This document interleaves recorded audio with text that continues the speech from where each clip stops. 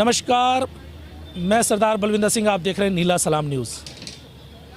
लगातार एक के बाद एक घटनाएं सामने आ रही हैं। फिर एक बार फिर से हम एक और मुद्दे को लेकर आए हैं।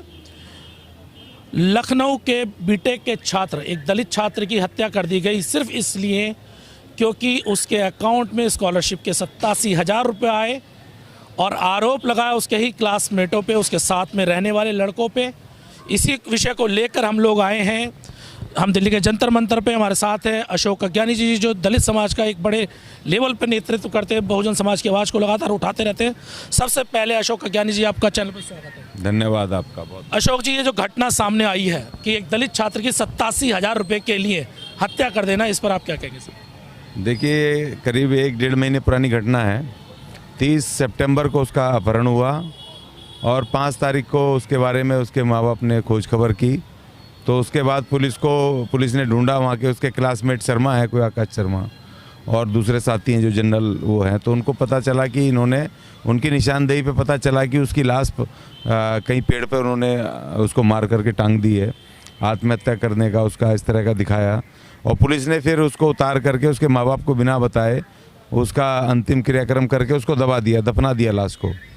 और 9 तारीख को जब उसके माँ बाप गए, पूछा कि पुलिस से कि भाई ये हमारे बच्चे की लाश कहाँ है, आपको कहा था। तो पुलिस टाल मटोल करती रही। तो फिर उसके बाद 10 तारीख को वो लाश जब खोदा गया तब जाके अधजली लाश। लेकिन इसमें एक बात ये भी है कि पहले पुलिस ने ये बात कही है कि हमने उसका दाह संस्कार कर दिया है, यानी उसको जला दिया है।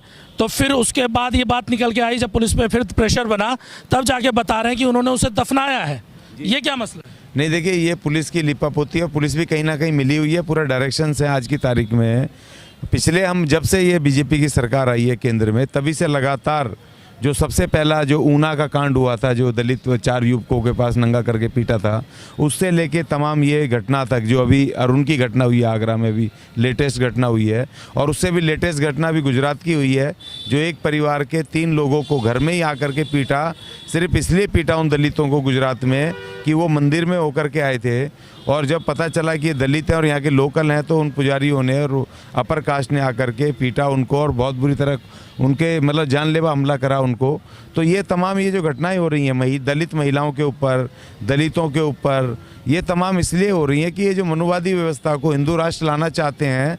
तो हिंदू राष्ट्र की ये शुरुआत है, अगुवाई है, ये शुरुआती दौर है कि इस हिंदू राष्ट्र में दलितों के साथ जी किस तरह का शोषण होना है, किस तरह का होना है, तो इन्होंने शुरू कर दिया अपना। देखिए, जब ये हिंदूवादी सरकार आई थी तो लग रहा था कि शायद मुस्लिमों के खिलाफ ये कुछ करेंगे, कि मुस्लिमों के बहुत खिलाफ बोलते हैं, मगर मुस्लिमों के खिलाफ तो कुछ हुआ या नहीं हुआ, मगर दलितों के खिलाफ लगातार अत्याचार बढ़ रहा है। क्योंकि दलित इनका असली सबसे बड़ा शत्रु है, मुस्लिम नहीं है। दलित इनका, हिंदूवादियों का सबसे बड़ा शत्रु अनुसूचित जाति है। लेकिन सर, मैं वापस इसी घटना पे आऊँगा, मैं घुमा फिरा के बात नहीं करूँ, मैं सीधी घटना पे बात कर रहा हूँ। ऐसा क्या कारण है 1 महीने तक यह बात दबी रही? कहीं ना कहीं ये जो नेता बने पड़े हैं, जो दलित समाज के नेता हैं, वो क्या सिर्फ कुछ चुनिंदा जो खबरें बड़ी हाईलाइट हो जाती हैं वहाँ पे जाकर अपने आप को दिखाने के लिए जाते हैं, मंचों पे भाषण देने के लिए जाते हैं? क्यों नहीं वो अपना ईमानदारी से काम करते अगर ऐसी घटनाएं होती हैं तो? देखिए, यही बात सबसे दुर्भाग्यपूर्ण है कि जो हमारे लीडरशिप है, दलित लीडरशिप है, जब कोई मीडिया में कहीं हाईलाइट हो जाती है तो वहाँ पर जाते हैं और भाषण उषण दे करके अपनी भीड़ भाड़ को ले जाके मीडिया कवरेज ले जाकर के गायब हो जाते हैं। देखिए, सबसे बड़ी बात जो हाईलाइट होते हैं ना मैटर, उसमें जो हमारे दलित लीडर जाते हैं, ये सिर्फ हल्ला मचाते हैं और लीगल कार्रवाई बिल्कुल नहीं करते। आज तक जितने भी ये नेता हैं, मैं इनसे पूछना चाहता हूँ कि जितना भी वो हल्ला मचाने जाते हैं, मीडिया कवरेज लेते हैं, चाहे यूट्यूब पे, चाहे दूसरे से लिखी हो सरकार को, कभी ये नहीं लिखते हैं और सिर्फ मीडिया हाइक लेकर के चले जाते हैं। और वहां पर जो कि लखनऊ में है, और लखनऊ का आईटी वो का इंजीनियरिंग कॉलेज है और सबसे राजधानी है उत्तर प्रदेश की, सबसे बड़ा देश का प्रदेश। तो वहां पर हमारे एक से एक बड़े ऐसे संगठन है, क्या उन्हें शर्म नहीं आई? क्या आज जब ये घटना वहाँ उनके माँ बाप मारे फिर रहे हैं, जब ये हमारे संज्ञान में आई, आपके संज्ञान में आई, तो हम इस इशू को हम उठा रहे हैं और सरकार को लिख करके भेज रहे हैं भाई। क्योंकि पुलिस देखिए लगातार हर केस में, ऐसे सिर्फ ये नहीं कि सिर्फ ये कृपा शंकर के केस में, तमाम केसों में दिल्ली उसके पूरे देश की पुलिस की जो भूमिका है एक जैसी है। और वो विक्टिम को, उनके परिजन जा रहे हैं वहाँ पर धमका रही है। और जो दबंग है, जो वहाँ पर उसके लिए जिम्मेदार हैं, जिन्होंने घटना को अंजाम दिया है, उनको बचाने की कोशिश कर रही है। ये पहला घटना नहीं है।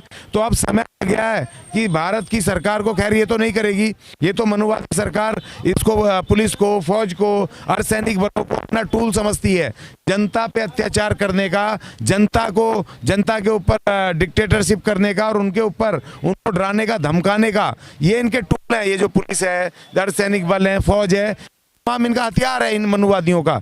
तो हम ये आगे जो कोई सरकारें आएंगी तो हम उनसे अपील करेंगे, या जो दलित संगठन है या जो प्रोग्रेसिव संगठन है, उनसे अपील करेंगे कि भाई अब समय आ गया कि दिल्ली, ये पूरे देश की पुलिस का जो रिफॉर्म करने का अब समय आ गया है कि इसका। लेकिन रिफॉर्म क्या करेंगे? अभी आज ही खबर आई है कि ये पुलिस को सब प्राइवेट कर रहे हैं, सारे लालाओं के हाथों में बेच रहे हैं, ये पुलिस को प्राइवेट बेच रहे हैं। तो जो ठेकेदार होगा पुलिस का भी, तो फिर उनकी मोनोपोली चलेगी। लेकिन सर मेरा सवाल ये भी बनता है ना, कब तक सरकार कोई ठीक रहा फोड़ते रहोगे? आपके जो अपने नेता वो तो कुछ कर नहीं रहे, उन पर कब आरोप लगाएंगे आप लोग?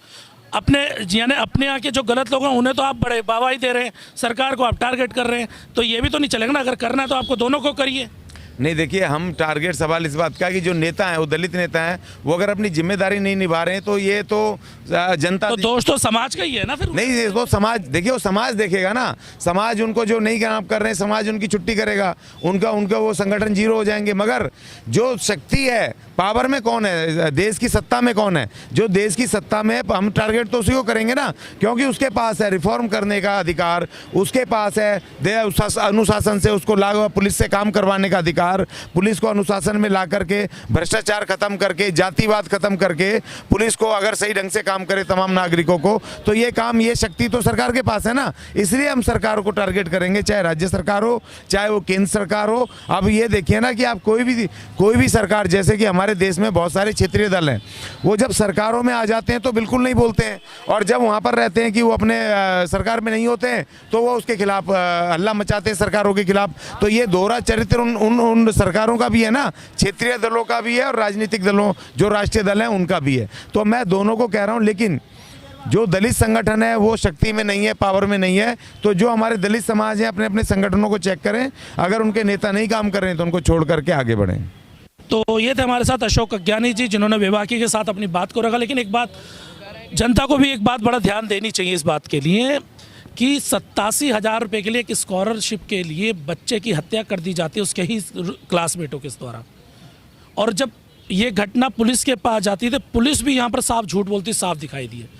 अभी तक पुलिस पर कोई कार्रवाई नहीं हुई, जबकि इन पे भी कार्रवाई बनती है कि आप, एक माँ अपने बच्चे को लेकर ढूंढ रही है, पूछ रही है मेरा बच्चा कहाँ गया।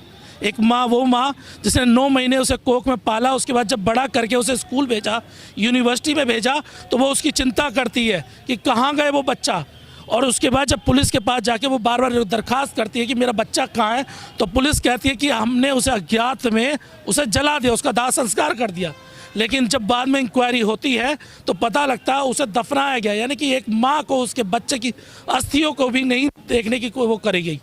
बड़े दुख के साथ ये कहना पड़ता है, जहाँ पे एक तरफ उत्तर प्रदेश की पुलिस निष्पक्ष होने की बात करती है, उत्तर प्रदेश की योगी सरकार की पुलिस ये कहती है हम निष्पक्ष और ईमानदार है, वहाँ पर ऐसे आरोप लगातार उत्तर प्रदेश की पुलिस पर लगते आए हैं। इसी के साथ अगर वीडियो पसंद आई तो नीला सलाम न्यूज़ को सब्सक्राइब करें, वीडियो को लाइक करें, शेयर करें। और इसी के साथ मैं सरदार सिंह, नीला सलाम न्यूज़ से धन्यवाद।